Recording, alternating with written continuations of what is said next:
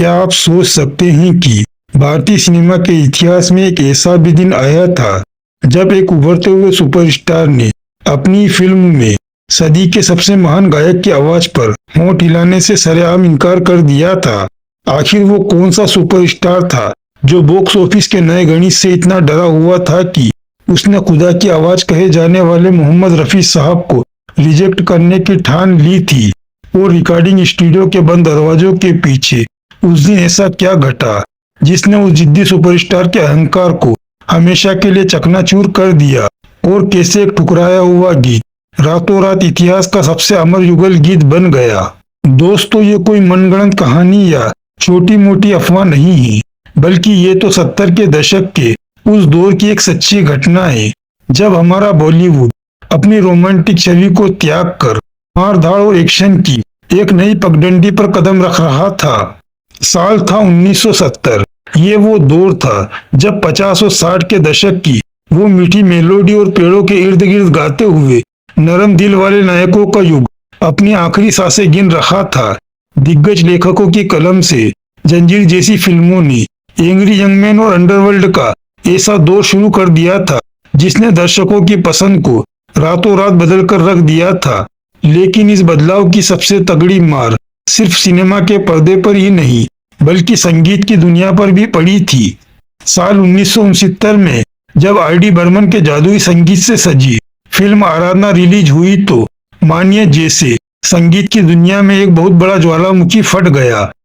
किशोर कुमार की वो गहरी, भारी और योडलिंग वाली आवाज ने पूरे देश को एक झटके से अपना दीवाना बना लिया था। मेरे सपनों की रानी कब आएगी तू जैसे गीतों ने किशोर दा को सफलता का एक ऐसा अंतिम पर्याय बना दिया था जिसने मोहम्मद रफी को सीधे तौर पर चुनौती दे डाली थी। इंडस्ट्री के निर्माताओं और निर्देशकों के भीतर यह अटल विश्वास पनप चुका था कि अब अगर बॉक्स ऑफिस पर ब्लॉकबस्टर सफलता चाहिए तो वो सिर्फ और सिर्फ किशोर कुमार की आवाज ही दे सकती है। किशोर दा की आवाज का ये जादू और खुमार इंडस्ट्री पर इतना हावी था कि बड़े बड़े सुपरस्टार भी इसी बहती गंगा में हाथ धोना चाहते थे। और इसी कर्मशील बदलाव ने एक दिन एक ऐसी चिंगारी को जन्म दिया जिसने मुंबई के एक मशहूर रिकॉर्डिंग स्टूडियो में भयंकर आग लगा दी। इस चिंगारी की असल शुरुआत साल 1974 में हुई जब मुंबई के महबूब स्टूडियो में एक फिल्म की शूटिंग जोरों शोरों से चल रही थी। फिल्म का नाम था हाथ की सफाई। जंजीर की ब्लॉकबस्टर सफलता के बाद रातों रात इंडस्ट्री के सबसे बड़े डायरेक्टर बन चुके प्रकाश मेहरा इस फिल्म का निर्देशन कर रहे थे और इसकी कहानी सलीम जावेद ने ही लिखी थी जो 1959 की क्लासिक दो उस्ताद से प्रेरित थी। इस फिल्म में दो नायक थे, एक चुलबुला पॉकेटमार राजू और दूसरा अंडरवर्ल्ड का एक बड़ा डॉन और स्मगलर शंकर। इस बड़े प्रोजेक्ट के संगीत का जिम्मा उस दौर की सबसे हिट म्यूजिकल जोड़ी कल्याण जी आनंद जी के कंधों पर था जो संगीत में क्लेवोलिन जैसे इलेक्ट्रॉनिक उपकरणों का शानदार प्रयोग करने के लिए मशहूर थे।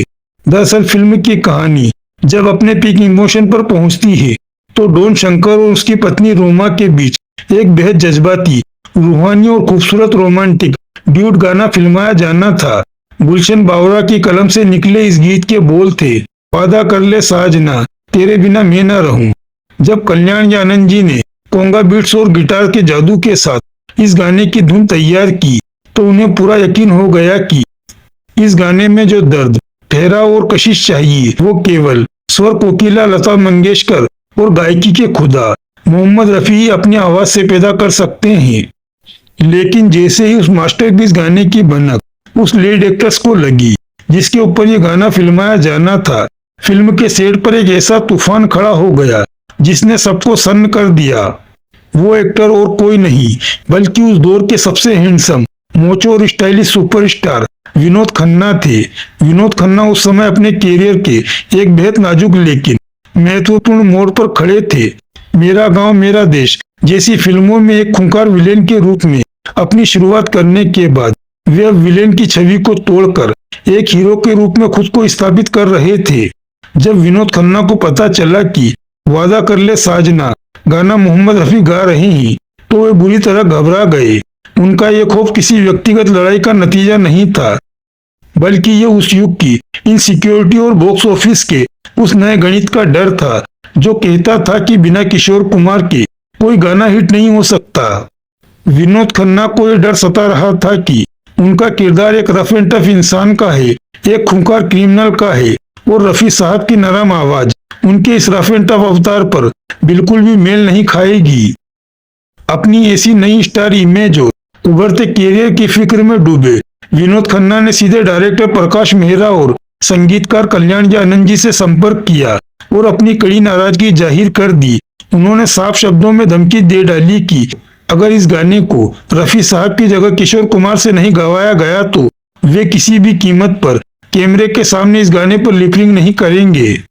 एक उभरते हुए सुपरस्टार की ये जिद और ये बगावत इंडस्ट्री के उस शायद सच को सामने ला रही थी जहां बाजार का दबाव कला पर भारी पड़ने लगा था। विनोद खन्ना की इस खुली बगावत और कमर्शियल दबाव के आगे झुकना उस दौर के किसी भी संगीतकार के लिए आसान रास्ता हो सकता था, लेकिन कल्याण जी आनंद जी उस मिट्टी के बने फनकार थे जो अपनी कला और धुनों के साथ कभी समझौता नहीं करते थे। आज के दौर में जहां सितारे ये तय करते हैं कि उनके लिए कौन गाएगा, उस दौर में संगीतकारों का अपनी रचना पर पूरा एकाधिकार होता था। कल्याण जी आनंद जी का स्पष्ट मानना था कि संगीत किसी सितारे के अहंकार के लिए नहीं बल्कि किरदार की रूह के लिए बुना जाता है। उन्होंने विनोद खन्ना को कड़े शब्दों में समझा दिया कि ये सिर्फ और सिर्फ मोहम्मद रफी साहब के गले और उनके अनोखे ठहराव को ध्यान में रखकर गढ़ी गई है, और अगर इसे कोई और गाएगा तो इस धुन की आत्मा हमेशा के लिए मर जाएगी। जब संगीतकार के सामने उनकी एक न चली, विनोद खन्ना को उम्मीद थी कि director Prakash Mehra box office के नफे नुकसान का हवाला देकर उनका साथ देंगे, लेकिन प्रकाश मेहरा खुद एक बेहद संवेदनशील संगीत प्रेमी थे और कला का सम्मान करते थे। वे बाजार की मांग के आगे घुटने टेकने वालों में से नहीं थे। प्रकाश मेहरा चट्टान की तरह संगीतकार के फैसले के साथ खड़े रहे और उन्होंने विनोद खन्ना के दबाव को पूरी तरह से दरकिनार करते हुए स्पष्ट कर दिया कि गाने के चयन और गायक की आवाज के साथ कोई छेड़छाड़ नहीं होगी। लेकिन इस पूरे हंगामे के बीच सबसे बड़ा सवाल ये था कि जब ये बात खुद मोहम्मद रफी साहब तक पहुंची तो उस महान फनकार के दिल पर क्या बीतेगी। ये पूरी घटना मोहम्मद रफी जैसे महान और कालजयी गायक के लिए किसी गहरे अपमान से कम नहीं थी। सोचिए, जिस इंसान ने अकेले चले आओ, मुझे तेरी मोहब्बत का सहारा और बहारों फूल बरसाओ जैसे सैकड़ों आइकॉनिक गाने देकर पीढ़ियों को प्रेम की भाषा सिखाई हो, जिसकी बादशाहत कभी किसी से छिपी न रही, उसकी आवाज को एक नए और उभरते हुए सुपरस्टार द्वारा सरेआम ठुकराया जा रहा था। किसी भी आम इंसान का अहंकार इस बात पर चूर चूर हो सकता था। एक नए सुपरस्टार के खौफ और बॉक्स ऑफिस के गणित की वजह से रफी साहब को बिना किसी गलती के सवालों के कटघरे में खड़ा कर दिया गया था। लेकिन रफी साहब इस मायावी दुनिया के होते हुए भी एक अलग ही दुनिया के इंसान थे। वे केवल एक गायक नहीं बल्कि एक सूफी संत के समान थे, जिनके भीतर रत्ती भर भी गुरूर नहीं था।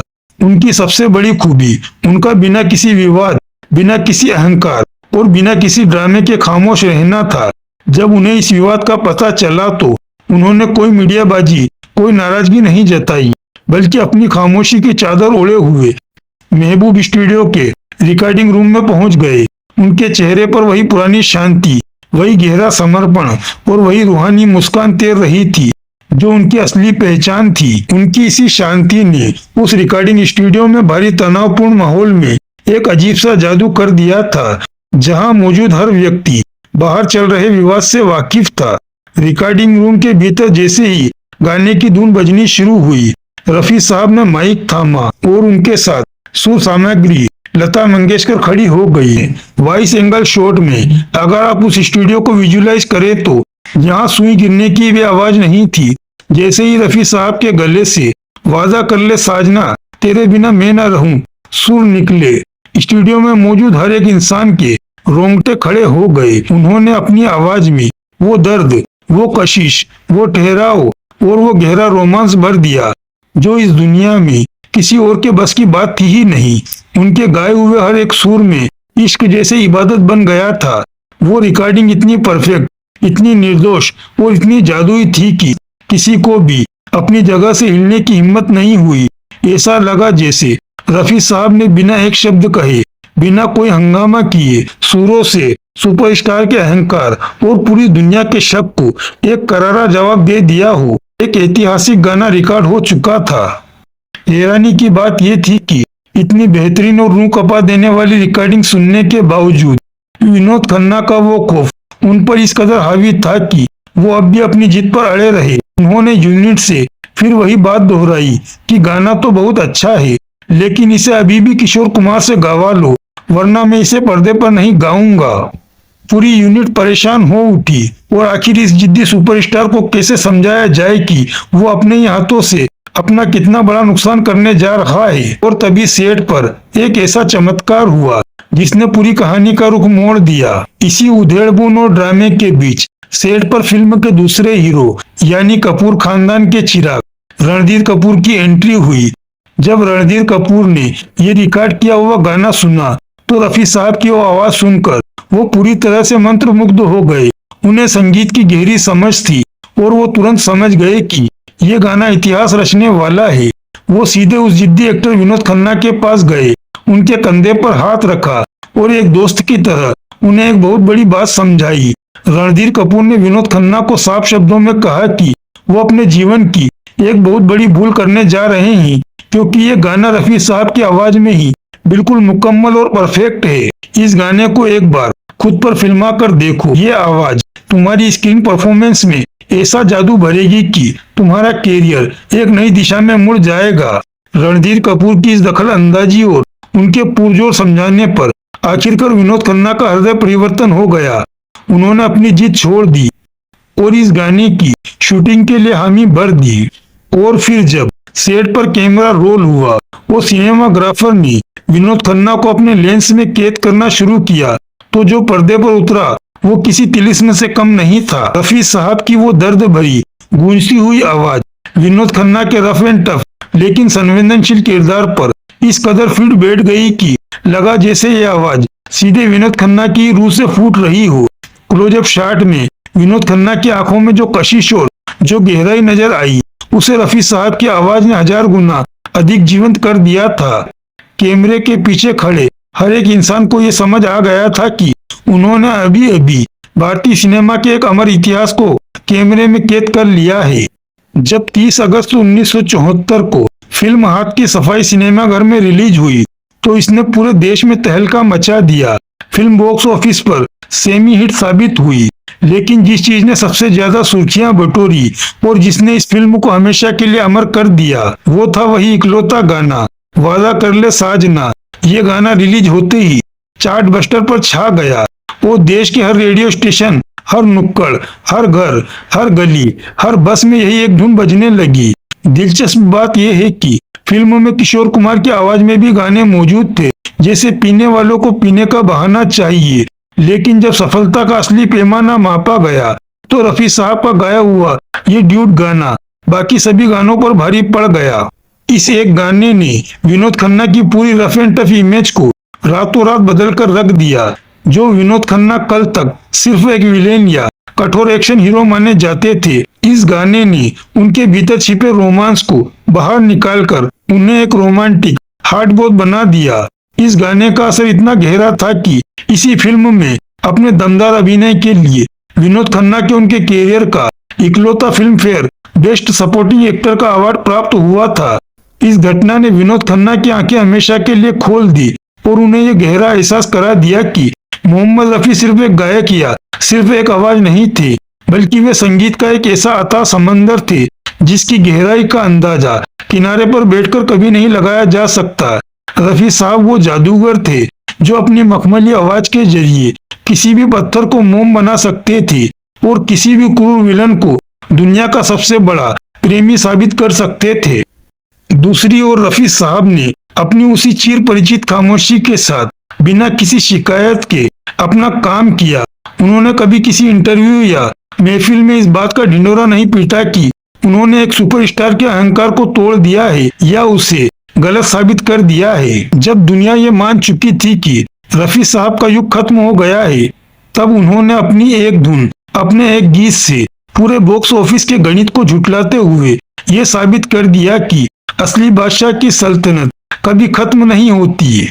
आज लगभग आधी सदी बीत जाने के बाद भी जब फिल्म हाथ की सफाई का जिक्र आता है तो फिल्म की कहानी भले ही वक्त की धुन में खो गई हो, लेकिन ये गीत आज भी भारतीय सिनेमा के सबसे रूहानी गानों की लिस्ट में सबसे ऊपर है। ये ऐतिहासिक वाकया हमें ये सिखाता है कि बाजार ट्रेंड चाहे कितना भी बदल जाए, सच्ची कला अपना जादू कभी नहीं खोती और महानता कभी चीख चीख कर अपनी पहचान नहीं बताती, बल्कि उसकी खामोशी ही इतिहास को सुनने पर मजबूर कर देती है।